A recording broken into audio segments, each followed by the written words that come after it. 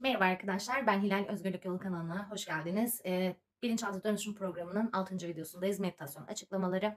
Şimdi programda gördüğünüz 3 tane meditasyon var. Bunlardan bir tanesi yeni bir gerçeklik yaratma meditasyonu. Bu 30 dakikalık bir meditasyon. İlk 7 dakikasında Dr. Joe Dispenza'ya ait doğaüstü nefes tekniği var. Diğer meditasyonumuz yeni bir sen yaratma meditasyonu. 15 dakikalık bir meditasyon. Aslında uzun meditasyonun kısa versiyonu gibi düşünün. Bir de güç duruşu var. Detaylı olarak güç duruşunun ne olduğunu da anlatacağım. 3 dakikalık bir meditasyon. Ben meditasyonları şöyle yapıyorum. Sabah uzun olanı yapıyorum. Gün içinde güç duruşunu yapıyorum. Çünkü yoğun çalıştığım için lavaboya gidip hemen kulaklıkları takıp öyle yapıyorum. Gece yatmadan önce de diğer yeni bir sen yaratma meditasyonunu yapıyorum. Burada önemli olan sizin yeni vizyonunuzu ve yeni kimliğinizi her gün prova edebilmeniz. Ben bu duyguya ve düşünceye günde 3 kere girmenizi istiyorum. Ama bunu illa sabah uzun meditasyon yapacaksınız diye bir şey yok. Uzun meditasyonda beyninizin gama dalgalarına ulaşmasını sağlayabileceğimiz, epifiz bezini aktive edebileceğimiz bir nefes tekniği olduğu için ben bunu her gün yapmanızı önermekle beraber gün içinde ya da akşam yapmanız fark etmiyor. Çok yoğunsanız sabahları ben bunu yapamıyorum diyorsanız diğer meditasyonlardan birini seçebilirsiniz. Önemli olan günde 3 kere yeni vizyonunuzu ve yeni gerçeklerinizi ziyaret etmeniz. Olabilir hani bazı günler yapamayacak durumda olabilirsiniz, çok yoğun olabilirsiniz, bir şekilde fırsat bulamayabilirsiniz, eviniz o anda müsait olmayabilir. En kötü ihtimalle lavaboya gidip günde 3 kere güç duruşuyla beraber o vizyonu ziyaret etmeye çalışın. Ama hani ben sadece güç duruşuyla ilerleyeceğim şeklinde lütfen yapmayın. Mümkün olduğu kadar programa uymaya çalışın. Ama olmadığı durumlarda da kendinizi suçlu hissetmek ya da programı yapamadığınız için kötü hissetmek yerine en kötü ihtimalle 3 dakikalık güç duruşlarını yapabilirsiniz. Şimdi öncelikle uzun meditasyonun girişindeki bu 7 dakikalık nefes egzersizini size biraz anlatmak istiyorum ki neyi neden yaptığımızı bilelim. Şimdi tam şu beynimizin tepe noktasını kuzey kutbu olarak gibi düşünün. Bacaklarınızın arasındaki cinsel bölgenizi de orta noktasını da yani omurganızın tam alt kısmını da güney kutbu olarak gibi düşünün. Normalde insan bedeninde aşağıdan yukarıya doğru bir enerji akışı olur. Bu gerçek yani farazi ya da spiritüel bir şeyden bahsetmiyorum. Tamamen bilimsel bir şeyden bahsediyorum. Omurgamız içerisindeki beyin omurilik sıvısı ile yukarıdan aşağıya doğru aşağıdan yukarıya doğru bir sıvı hareketliliği olur. Şimdi biz ama günlük hayatta stres duygularıyla yaşadığımızda ilk 3 bölgemiz bu tam bacak aramızdaki cinsel kaslarımız, onun üzerindeki ya da size ilk 3 çakra diye söyleyeyim. Eğer bu kanalı takip ediyorsanız az çok spiritüel konularla ilgileniyorsunuzdur. O ilk 3 çakra hayatta kalma durumunda bedenden enerji çeker ve enerjiyi buralarda depolar. Çünkü bu aynı vücudun kıtlık durumuna karşı yağ depolaması gibi düşünün bunu. Orada enerji depolanması olur. Bu da şimdi boğulduğunda yani o üç merkezde kısıtlı duygular biriktiğinde bir elektrik yükü oluşmadığı için elektromanyetik alanımız kısıtlanıyor aslında. Yani bedenimiz daha fazla madde, daha az enerji demektir bu. Bizim bu doğaüstü nefes tekniğiyle yapmak istediğimiz şey de üç merkeze sıkışmış eski negatif duyguları yerine pozitiflerini koyarak enerji alanımızı genişletmek ve omurgamız boyunca yeniden bu enerji akışının sağlanmasını, yukarı yönlü hareketini sağlamak. Bununla ilgili çok kısa teorik bilgi vereceğim. Neyi neden yaptığınızı bilmeniz için önemli. Lütfen ileriye sarmayın. Biraz sıkıcı gelebilir ama ilkokul biyoloji dersi seviyesinde anlatmaya çalışacağım mümkün olduğunda. Şimdi ekrana bir tane omurga sistemi, iskelet sistemimiz gelecek. Omurgamızın tam tabanında ters üçgene benzeyen bir pelvik sistem bulunmakta. Zaten görüyorsunuz şu anda ekranda. Bu kemiğin üzerinde kafatasınıza kadar da düz olan kısım omurgamız. Omurganın tam bitişinde de beynimizin şu alt kısmında beyin ve omuriliğin içinde olduğu bir merkezi sinir sistemi bulunmakta. Merkezi sinir sistemimiz yemek yememiz, tuvalete gitmemiz gibi bütün ihtiyaçlarımızı karşılamamızı sağlayan diğer sinir sistemlerimize uyumlu ve düzenli çalışmasını sağlıyor.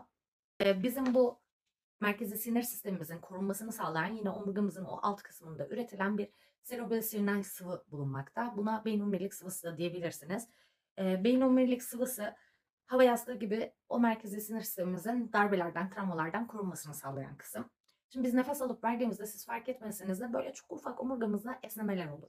Bu esnemeler sırasında beyin omurilik sıvısı da yukarıya doğru hareket eder.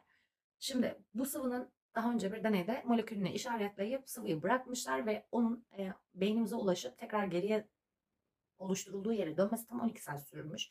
Yani bu demek ki bizim beynimiz günde 2 kere bu merkezi sinir sistemindeki sıvıyla yıkanıyor. Onu korumak için üretilen sıvıyla yıkanıyor. Şimdi bu neden önemli derseniz bu sıvı protein ve tuzlardan oluşuyor. Bunlar çözüldüğünde de yüklü hale geliyor. Yani bu sıvının yukarı yönlü hareketini biz hızlandırdığımızda elektromanyetik alanımızı genişletmiş olacağız. Bunu nasıl yapacağız?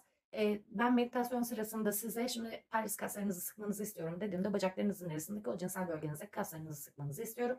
Sonrasında alt karın kaslarınızı ve üst karın kaslarınızı sıkacaksınız. Bu ne demek? Tam o omurga kaburgalarınız, kaburga kemikleriniz var ya şurada. Onun alt kısmının tamamen sıkılı olduğunu düşünün.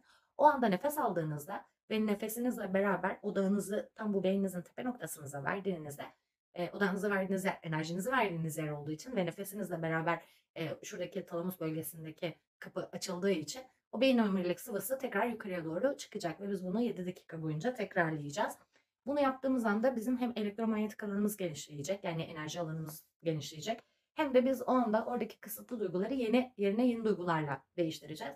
Kısıtlı duygular ne? Kıskançlık, öfke, utanç, yetersizlik, değersizlik gibi size kötü hissettiren kısıtlı duygular. Meditasyondan önce her gün oturmadan önce bu meditasyonu yapmadan önce o an hissettiğiniz o iki kısıtlı duyguyu seçmenizi istiyorum. Ee, Atıyorum ama sürekli aynı duyguyu yapmak zorunda değilsiniz. Mesela değersizlik duygusunu 2 gün çalıştınız, sonrasında o duyguyu hissetmiyorsunuz. Artık biraz daha suçluluk hissediyorsunuz. O zaman suçluluk duygusu üzerine çalışın. Fark etmez. Meditasyon sırasında size bir ara tamam şu anda bunu yeni duyguyla değiştirme zamanı dediğimde yükseltilmiş duygular dediğimiz sevinç, neşe, şükran, coşku, sevgi, şefkat gibi herhangi bir duyguyu seçmenizi ve onun yerine onu koymanızı istiyorum.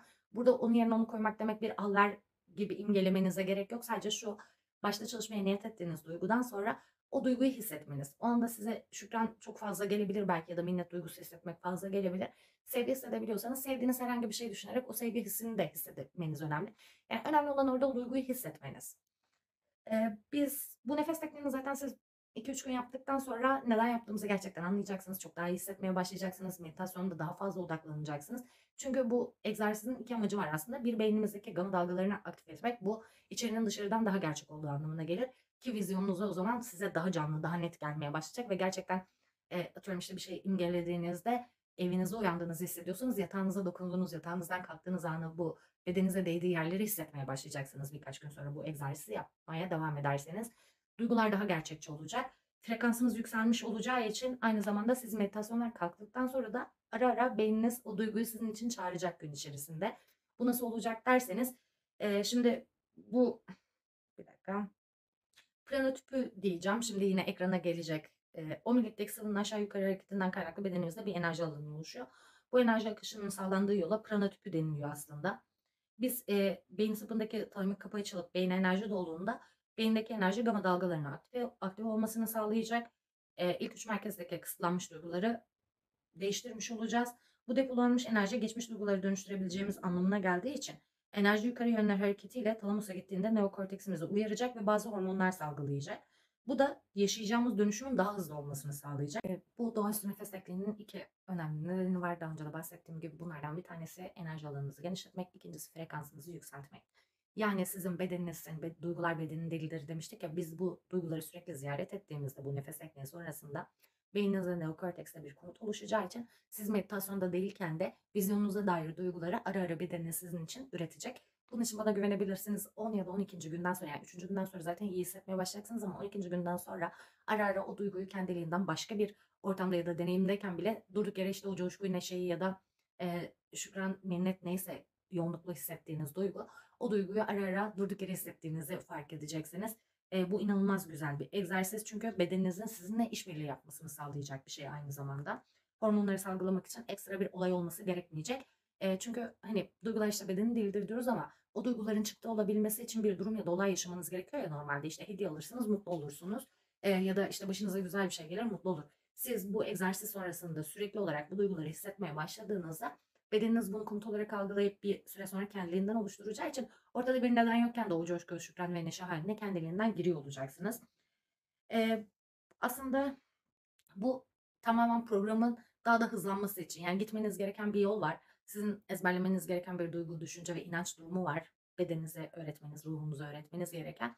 Bu egzersiz bu yolu kısaltmayı sağlayacak bir şey aslında. Daha hızlı ilerlememizi sağlayacak programda. Şimdi meditasyonun ikinci kısmında boşluktan bahsedeceğim. Bu da yine Joe Dispenza'nın öğretilerinden aldığım bir metot. Boşluk dediğimiz şey şöyle: iki elinizi şu an yaklaştırın ve aradaki boşluğu hissetmeye başlayın. Hissetmeye çalışın. Odaklandığınız yer şu boşluk olsun. Normalde meditasyonlarda nefese ya da bir objeye odaklanılır.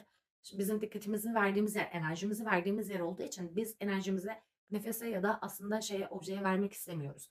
Çünkü boşluğa odaklanırsak bu düşünmemizi yavaşlatan bir şey.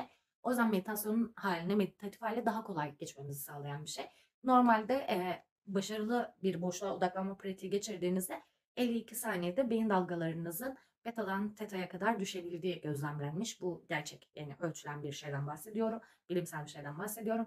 O yüzden dar odaklanmayla bir nesneye ya da nefese odaklanmak yerine boşluğa odaklanmaya çalışacağız. Boşluk dediğim şey aslında gözünüzün arkasındaki o karanlık alan.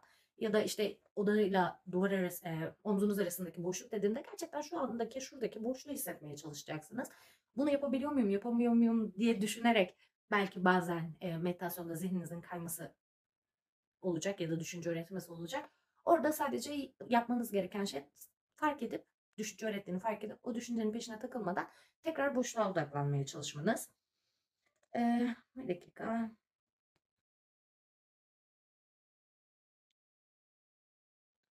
Bir de ikinci tehlikeli kısım, gerçekten boşluğa odaklanabildiğinizde dinginlik ve huzur hissedeceksiniz. O huzur ve dinginlik halinde de oha bu his çok güzel, bunu tekrar yaşamalıyım deyip bir düşünce üretebilirsiniz. Yine tek yapmanız gereken şey boşluğa odaklanmaya çalışmanız.